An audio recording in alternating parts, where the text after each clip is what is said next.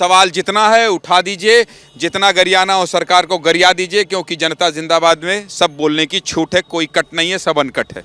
Budget पर बात हो रही है। जो किसानों की आय दोगुनी करने का वादा करके सरकार में आए, मैंने कहा था ना कि जितना गरियाना हो गरिया दीजिए, शुरुआत देखिए कहाँ से हुई, कंटिन्यू। क्या किसानों की आय दोगुनी हो गई? क्या गन्ना मूल्य निर्धारित हो गया? आपने कहा था किसानों को ब्याज देंगे अगर हम टाइम पे उनका पेमेंट नहीं करेंगे। क्या उनको ब्याज दे रहे हैं आप? क्या उनका भुगतान टाइम पे हो रहा है? आपने कहा था कि ऐसी व्यवस्था बनाएंगे कि किसानों को 14-15 दिन में पेमेंट मिलेगी, लेकिन मेरा जो भारत का किसान है वो आत्महत्या करने को मजबूर है, क्योंकि भारतीय जनता पार्टी की सरकार किसान विरोधी है। मैं पूछना चाहता हूं आपके चैनल के माध्यम से, यहाँ के युवाओं के जो लगातार परीक्षाएं लीक हो रही है, मैं आप नोएडा उत्तर प्रदेश में योगी सरकार में माफिया, जो परीक्षा लीक करने का माफिया है वो हावी हो गया। लगातार अखिलेश सरकार में तो राम राज्य था।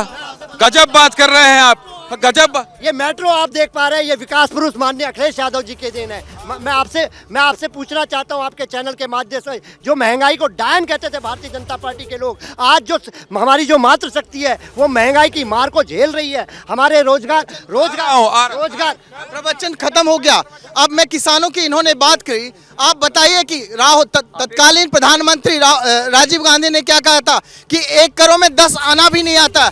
आज 1 करोड़ रुपया यदि केंद्र सरकार भेजती है तो 1 रुपया आता है। आप बताइए कब किसानों को 500 रुपये 6,000 रुपया जो सालाना दिया जा आ रहा हूँ। मैं हमारे साथ इकोनॉमिस्ट हैं, मैं आ रहा हूँ, पूरा सेकंड दूंगा। इनके पास थोड़ा समझने दीजिए।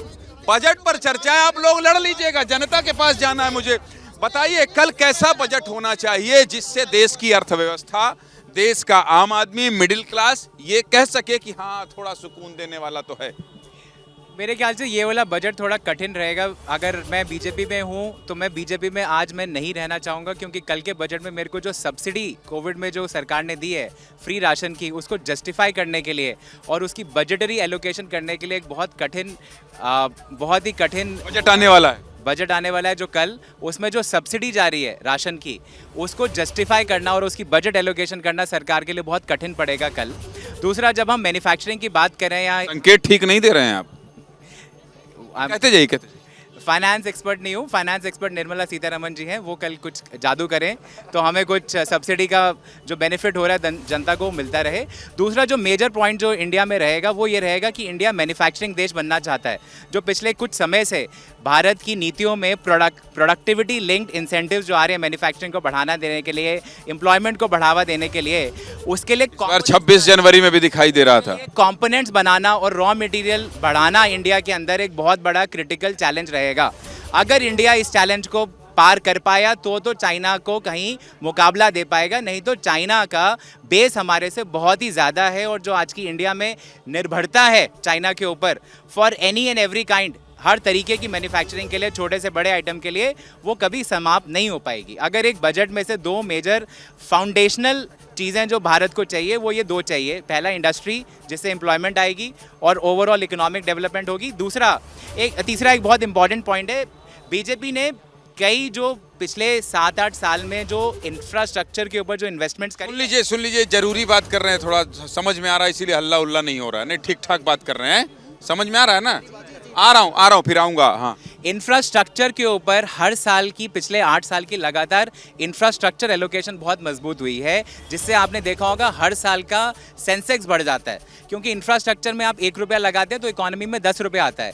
उसकी आज तक हमें परफॉर्मेंस रिपोर्ट नहीं मिली है कि कितना एलोकेट हुआ, कितना बना, कितना नहीं हुआ। काम हुआ है, उसका एक एनालिसिस और एक ट्रांसपेरेंसी रिपोर्टिंग के पर्सपेक्टिव से कहीं ना कहीं इकोनॉमी को ज्यादा सुदृढ़ बनाएगा। आऊँगा। हाँ। हम लोग यही कहते हैं कि भाई बजट, ये सरकार जो है कि आ रहा हूँ आपके पास sir. How much government is giving to the people, but anybody knows कि how much income tax payers are in this country?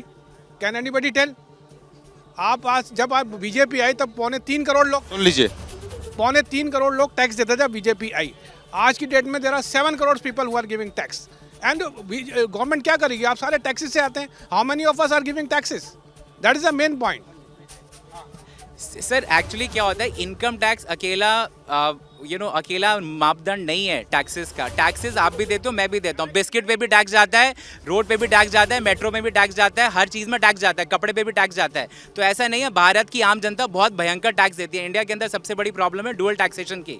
एक तो आपका इनकम टैक्स अलग कटता है, दूसरा आप सामान के ऊपर अलग टैक्स देते हैं। आप सोचिए यूएस के अंदर देते थे, अब आप जीएसटी देते हैं, आप जीएसटी देते हैं। जीएसटी जो कि कांग्रेस गवर्नमेंट ने शुरू किया था, जीएसटी कांग्रेस गवर्नमेंट ने शुरू किया था। जीएसटी बीजेपी ने कराया इंप्लीमेंट, जीएसटी बीजेपी ने इंप्लीमेंट किया, कांग्रेस ने नहीं किया। आप ये गलत कह रहे हैं, ये वाली बात है। जीएसटी इंप्लीमेंट किया बीजेपी ने। आप ये पॉलिटिकल डिबेट नहीं, इकोनॉमिक डिबेट कर रहे हैं। सो आम कांग्रेस बीजेपी तो आएगा ही भाई। बजट देखिए, मैं आपका टैक्सेशन का पॉइंट बता रहा हूँ कि टैक्स हर आम आदमी देता है। आ रहा हूँ टैक्स की बात। सब चाहते हैं कि इनकम टैक्स में छूट हो। आप बहुत देर से कुछ कहना चाह रहे थे, हाँ?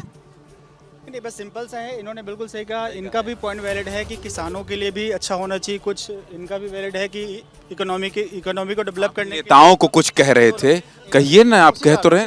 आइए, इंडस्ट्री डेवलपमेंट के लिए भी गवर्नमेंट को कुछ ना कुछ करना होगा।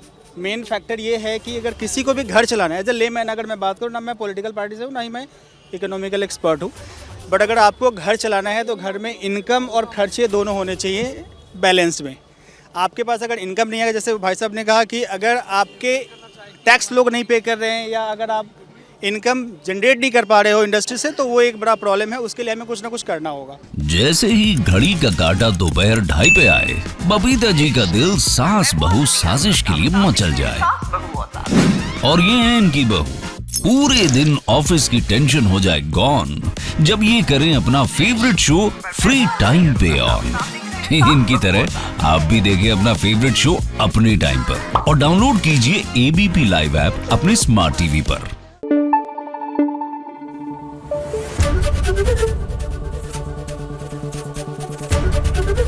एबीपी न्यूज आपको रखे आगे।